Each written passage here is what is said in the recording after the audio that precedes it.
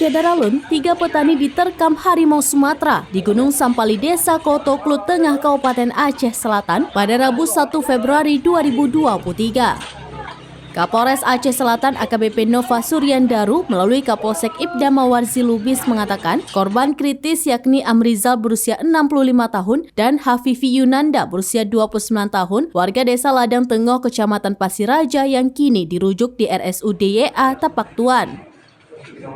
Sedangkan 1 orang lainnya yakni M. Nasir.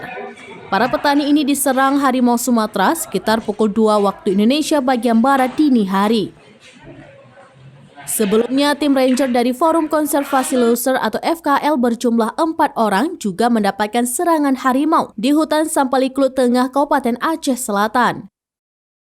Informasi diterima Serambinews.com pada Sabtu 28 Januari 2023, 1 orang dapat menyelamatkan diri yakni Ashari berusia 36 tahun, warga Desa Koto, Kecamatan Klut Tengah, Aceh Selatan.